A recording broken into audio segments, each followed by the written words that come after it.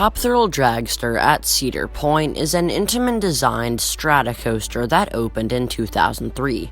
By definition, a Strata is a roller coaster that has a height or drop of over 400 feet and maintains a full circuit, which sets this coaster apart from other rides such as Superman Escape from Krypton at Six Flags Magic Mountain, which is technically over 400 feet tall, but it does not maintain a full circuit, which makes it not a Strata coaster and just an abnormally tall shuttle coaster. Back to Dragster though. Upon opening in 2003, Top Thrill Dragster continued the line of roller coasters that Cedar Point would build, which would just continually break the height and speed record. It started in 1989 when Cedar Point opened Magnum Xl 200, the first ever coaster over 200 feet tall. Then in the year 2000, they opened Millennium Force, the first coaster over 300 feet. And then just 3 short years later, they opened Top Thrill Dragster, which, as mentioned previously, was the first coaster over 400 feet. Top Thrill Dragster features a max height of 420 feet, a max drop of 400 feet, a length of about 2,800 feet of track, and a max speed of 120 miles an hour. Along with that, this coaster's maximum vertical angle is 90 degrees, and it has a very short duration of just 30 seconds, making it one of the shortest coasters on Earth. Now let's go through this coaster's layout from start to finish. You dispatch from Dragster Station and roll out onto the launch track where you hear some racing audio and you see a set of lights. The lights go from red to yellow to green and then you blast off.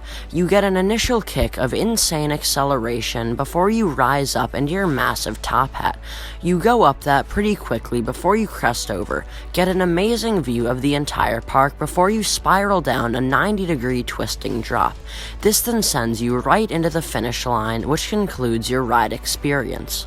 A very short coaster for sure, but one of my all-time favorites.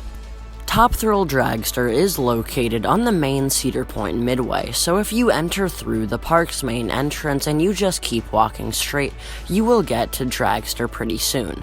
And if it helps, this coaster is right across from Corkscrew and a little bit behind Power Tower, and it's really easy to find since it is the tallest thing in the whole park. Once you do end up making your way to Dragster, do not be expecting much theming at all because there really isn't any, but you pass under the entrance and enter the queue line, which is one of the biggest queues on Earth in my opinion.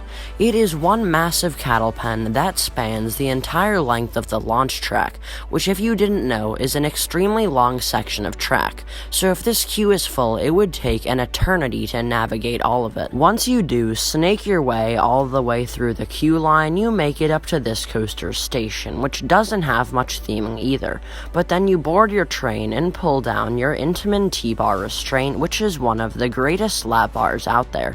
It is very minimal, especially considering the type of roller coaster that Dragster is, and it makes you feel very free and open.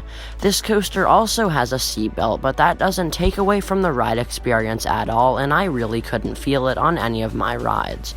So I've said all I really have to say about Top Thrill Dragster at Cedar Point. All I have to do is give it a final score, and it'll be receiving a 9 out of 10. Even though Dragster is incredibly short, I love its action-packed ride experience from start to finish, and it's one of my favorite rides at Cedar Point. But what do you think of this coaster? Let me know in the comments down below, and if you enjoyed it, be sure to leave this video a like rating, and subscribe for more roller coaster content here on Hangtime Thrills. I'll catch you guys next time.